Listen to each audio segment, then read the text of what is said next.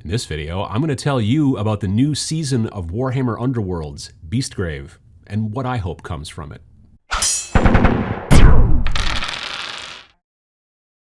So the third season of Warhammer Underworlds, first one was Shadespire, and then there was Night Vault, and now you got your Beastgrave. Maybe it could be a Beastgrave. I don't know. But yet Beastgrave is now the new season that's just going on pre-order today if you're watching this when it comes out. And it's a two-player starter like the other ones had, and there will then be warbands that come out, you know, in the third season. And it's not a wildly different game, and that makes sense because the previous season's warbands are all cross-compatible. You can take the guys that came in the starter box with the original Shadespire and still play them in a game of Beastgrave. Or you can take, you know, like those weird little goblin dudes from the second season from Night Vault, and you can bring them into Beastgrave and whatever. Everything needs to be kind of cross-platform, and so it works that way. So they can't go and change the rules a ton. Now, when Night Vault came out, the last season, season 2, they added magic. And magic is still in Beastgrave. You still have the magic dice and stuff like that. But otherwise, some of the changes are not, you know, huge. There is a really interesting change, and then you have these lethal squares on the boards. And there's two different types of lethal squares, which I think is very interesting. There's the ones that are already just like printed on the board. If you go in here, you'll take damage or potentially croak and that kind of stuff. But then there's also ones that you can place.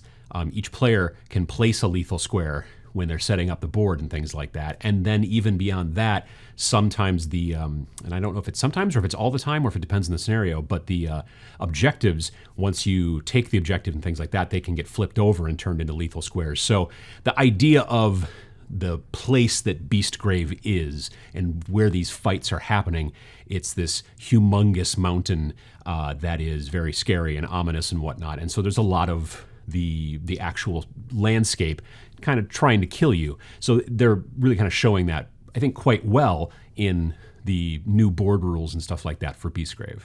And because it's a two-player starter, of course, it comes with, strangely enough, two warbands. There's Skaeth's Wild Hunt and Grashrak's Despoilers. So Skaeth's Wild Hunt, they are, I want to say they're kind of elfish, except that they all have goat feet. So that's kind of weird, except for one guy who is basically like a straight-up centaur, but like elf from the waist up and then horse from the butt down or whatever. And then there's also some sort of kind of dog-type creature in that warband as well. That warband is 6 figures.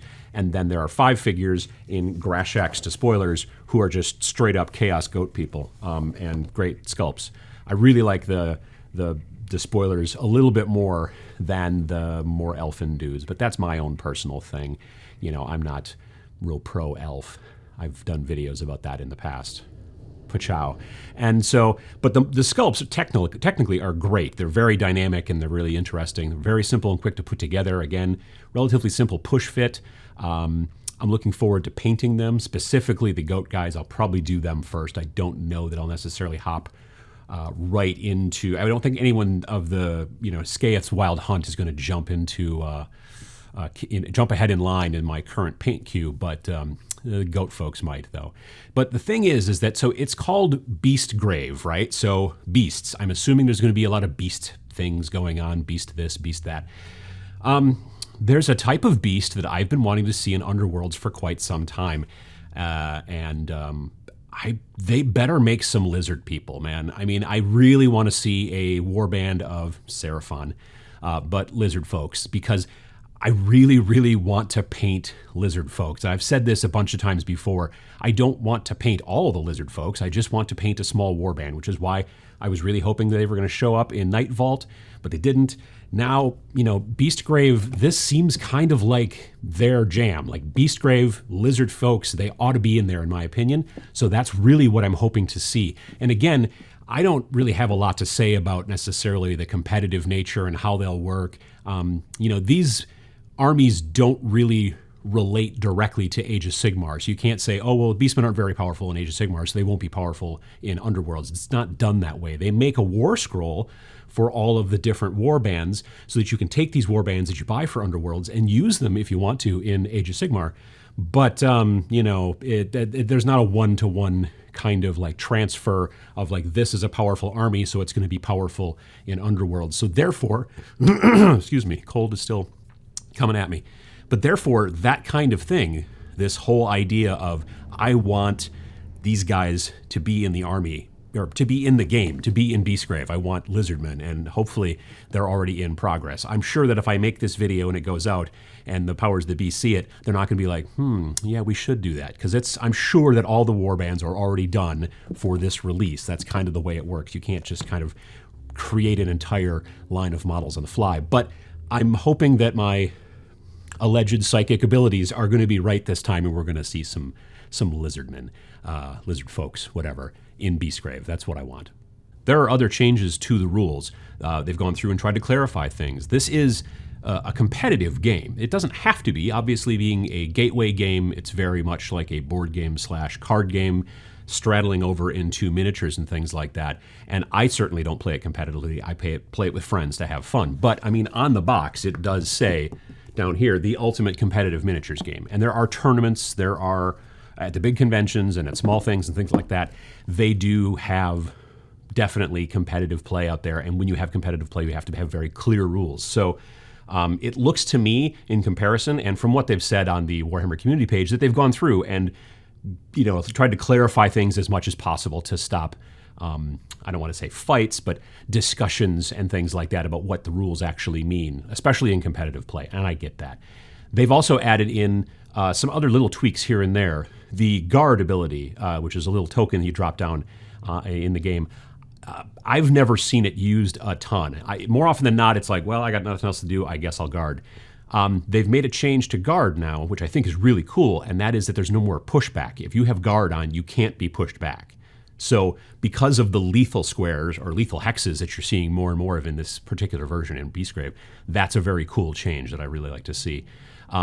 Again, like I said before, they can't go through and really redesign things because the older stuff has to be still kind of you know, cross-compatible and playable. So making some changes here and there, I think really help. And that guard thing is definitely probably one of my favorites. So basically the game is more of what you want from Underworlds, because it has to kind of, like I said, work with Shadespire, work with Night Vault, but it also gets to make some changes to the overall rules. And I think that that's really fun because it keeps the game fresh that way. The new models look great. Like I said, I'm super interested in the goat people. I'm really interested in seeing that they make some really awesome lizard folks. They better make a warband of lizard folks. And I'm wondering to some degree whether or not all of the different warbands will be beast-oriented. You know what I mean? Hence the Beastgrave. It makes sense. That's a possibility, and I'm looking forward to seeing what kind of new things that you'll see in that. It's a fun game. It's a fun system. If you've not played any of the games before, we haven't played Shadespire, haven't played Night Vault, you can get in with Beastgrave. This is not a like, oh, I got to go back and buy the other ones first. You can start here. The reason that this is a two-player starter box is because you can start here. You've got the dice for the magic stuff, so if you do end up starting to pick up some of the groups that have more magic, you've already got the dice for that. You've got all the tokens you need. Everything comes in the starter that you need to start playing, including the boards and that kind of stuff. And the boards are compatible with the Night Vault stuff and with the Shadespire stuff. So you can really get into the game if you've never gotten into Underworlds before with this. But you can also, if you wanted to, you're not interested in the starter, but you are interested in maybe some of the beast guys that come down the road, let's say lizard people, then you could just wait for those warbands to come out and go pick up just that warband, and everything is self-contained that you need in there. So if you've never played any of the Underworlds games before and you're interested, this is a great place to start, but you can even still go back and pick up the other ones if you're interested. Like if you like the ghost folks in the Night Vault, you know, buy that starter instead, and then maybe see what comes out later for this or whatever. The thing that's great about the Warhammer Underworlds system is that it is designed so that it is a competitive thing that you can keep playing and you can keep adding to. You can start kind of anywhere, and it's a great gateway game. I've seen tons of people at our local shop who are Magic players, board gamers who've gotten into this because of the cool colored plastic and all that kind of stuff. You don't have to paint the things, but you can. I've also seen local commission painters in my area starting to make a little bit extra money because they're painting these small war bands for players who don't want to paint but still want to have cool painted stuff because they like playing competitively at the shop. It's a great system. I sometimes think I know I don't play it enough, but I probably ought to. Again, I'm not going to play competitively at tournaments. I'm not that into that kind of thing. But even though it says the ultimate competitive miniatures game on there, you can definitely have a lot of fun with your friends with it. And something even just like a 2-player starter like this is a great place to go to start and to get you and maybe a couple of your friends into the game.